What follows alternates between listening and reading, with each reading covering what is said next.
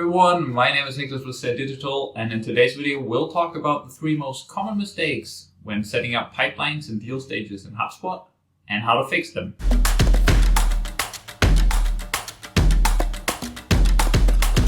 Alright, let's get started. So when we start working with customers, there are typically 3 common mistakes that we see being made over and over again when setting up deal stages and sales pipelines. And these 3 common mistakes are that there are too many deal stages in the pipeline and these deal stages are not mutually exclusive. Then what we also see is action items being mixed with deal stages. So you have a mix of action items and deal stages in your pipeline. And the third one is that it's not clearly defined on when a deal has to move from one stage to the other, almost leaving it up to the sales rep to decide if a certain deal stage has been completed or not. All right, and then let's take a closer look at what that looks like in HubSpot. So what we've set up here is the so-called not a good pipeline. And you can see all the deal stages here, starting with lead via phone, via email, appointment schedule, send customer additional information, whatever that means, qualified to buy, presentation scheduled, follow-up 1, follow-up 2, customer clarifying details. On hold, you can already see I have to scroll quite a bit to see all of these stages. Decision maker bought in, contract sent, closed won, closed lost. So you can already see that there are quite a few deal stages in here, making it somewhat difficult to get an overview of where deals actually sit. When we work on pipelines, we typically recommend between 5 to 7 deal stages. There are some cases in very complex B2B environments where more stages make sense. But what's important here is to just reflect upon why you actually have these deal stages and what they are meant to say, right? And technically, they're there for basically forecasting revenue and a high-level type of deal tracking. But follow-up 1 and follow-up 2, you may agree with me here, are not necessarily high-level deal tracking type of stages, right? It's more action items. So the first thing here we realize is that there are too many stages in this. And what we're actually going to do is we'll navigate to the settings. So settings, data management, deals. Then we go to pipelines, and then we select our not a good pipeline, because that just gives us a little bit better of an overview with all the stages below each other. So what is important here, as I said, there are too many deal stages in here and they are not mutually exclusive. So when you look at this, so there are many cases, like just imagine a lead calls in via phone, but also sends you an email. Like, where does it sit? Is the first source the relevant one? Is the latest source the relevant one? Right? And you have a couple of these stages in here that are not mutually exclusive. So it's difficult and almost up to your sales rep to decide, like, okay, where does it actually sit? What do I need to do with this deal? So that's the first one. Make sure your deals or deal stages are mutually exclusive and you don't have too many deal stages, which nicely leads into the second common mistake, which is mixing action items with deal stages. So what you can see here is tasks like follow-up 1, follow-up 2, or send customer additional information. All this might be right when you look at your sales process and when you need to do it, but it shouldn't be a deal stage. It should be a task for the sales rep to do that in a certain deal stage. So what you want to do there is, instead of making it a deal stage so you can see it nicely on your board, is use workflows that trigger these tasks. So like when say for example, you have the presentation with the customer and then you want to send an email 3 days later or a day later with some additional information, you want to have a workflow where the potential customer automatically enrolls, and then a task is created for either your sales rep or the marketing team, or an automatic email is triggered, right? So you want to have that all in the background, but remove it from your sales pipeline. You don't want to have action items in there, just the high level deal stages relevant for forecasting revenue and understanding where a deal sits in your sales process. And then the third bit is technically, when you now look at this board that we looked at earlier with all your deal stages, and you have these deal stages that are not clearly separated and you don't have clear criteria defined for when a deal needs to move from one stage to the other, then you almost leave it up to your sales rep to, based on their opinion, decide where a deal should sit, right? And then what you run into, and we see this quite often, is there are more optimistic sales reps that say, well, yeah, I had donuts with Jim, so decision maker is absolutely bought in, deal is almost inked. And then you have another sales rep that says, well, yeah, we had 3 really good meetings, but I feel like there's one little thing I need to convince him of, so I'm gonna leave it in, say, presentation schedule or somewhere, right? And doesn't move it into decision maker bought in. So instead of objectively being able to judge where deals sit in your sales pipeline, you end up with this kind of messy type of overview based on what your sales reps think. So what you need to do there is think about the real criteria that you want to have and make them required for moving deals from one stage to the other. There's another option of solving this, which is only making deals move to another stage through workflows. So basically, when all the information is in place or certain playbooks are completed, you automatically move a deal from one stage to the other. That can be done as well. I'll show you that in here.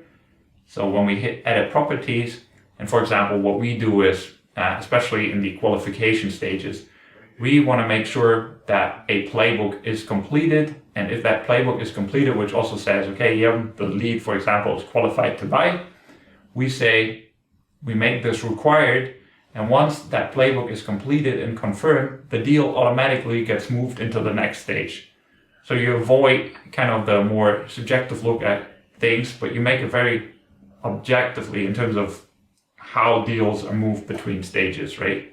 So making, first of all, defining criteria and then making them required is a key thing for a good and efficient sales pipeline. So that being said, we've come up with 7 commandments that we typically share with our customers, and I'm going to share them with you today as well, which are 7 commandments for good and efficient sales pipelines and deal stages. I'm going to walk you through them right now. So the first one, a deal stage is a milestone in your sales process, not an activity. So don't mix action items into your deal stages or into your sales pipeline, right? It's just the milestones in your sales process. Remember, it's for high level deal tracking and revenue forecasting. Nothing else that's been done, that should be done in the sales pipeline. Then, second, you want to use workflows and tasks to manage those activities. For example, follow-ups, right? So you want to use workflows and tasks that are triggered based on whatever deal stage a lead or a customer is in to trigger those activities and not mix them into your pipeline. Third, deal stages need to be clearly defined and mutually exclusive to avoid confusing your sales reps and make sure that you, when you look at your pipeline, get a clear picture of where a certain deal stands and what that means within your sales process.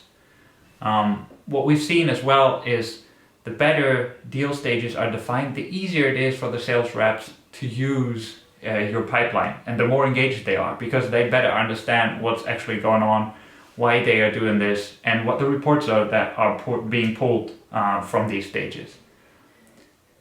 Fourth, only include stages that are relevant for deal progress. Typically that's between 5 and 7. It varies a little bit. Sometimes when you have very complex B2B environments with multiple stages involved, that can be more stages, but try to shoot for 5 to 7, which kind of forces you a little bit to think about what's actually required, what actually gives you insight about where deal sits. Then, and we looked at that, clearly define data-driven criteria for each stage. So make sure you really know why a deal moves forward and what data and what information needs to be in place in order to give the green light to move a stage forward. This makes it easier for the entire team to work with the pipeline. And then make these criteria required to move a deal forward. Ties in nicely with commandment number 5. So just make sure there's no easy way to bypass the process, because in all reality, a good sales process is the key to success, and you don't want people just bypassing this process by personal judgment. Not even that that's a bad thing, like typically they have the best in mind, but you want to make sure you set the same standard for everyone, and you kind of cut out personal opinions or so, but you have a very objectively based sales process. And then if you have multiple product lines, or even like a product and a service line, and the sales process is different, then set up separate sales pipelines. So that's very, very important. Don't try to mix everything into one pipeline, even if it's not the same model. Set up different pipelines will make your life a lot easier.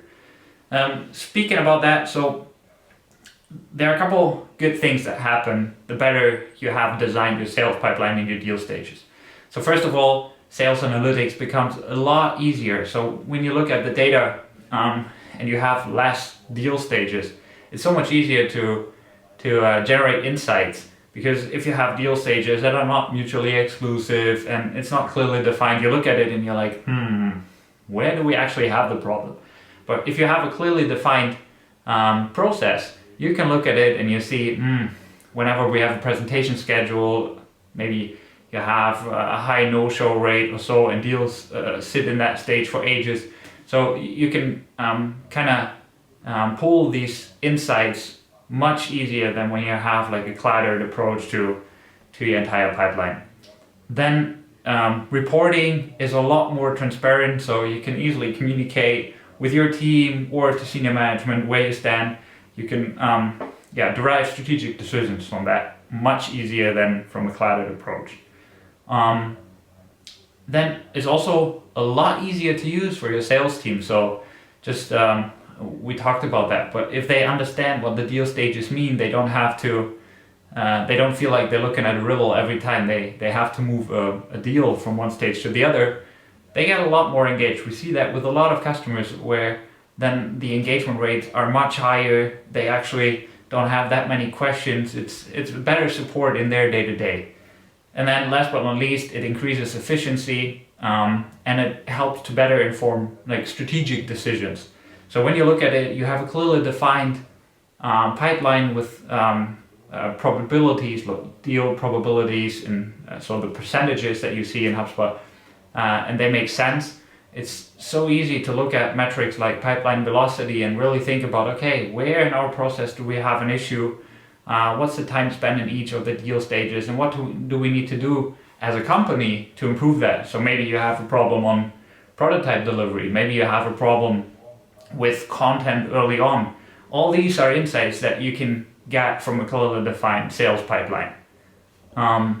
So there's a lot in there. It's a super important strategic instrument for the company as a whole, and these are the commandments that we typically share with our customers to improve their sales pipelines, which usually leads to incredible results in their day-to-day and in their long-term development.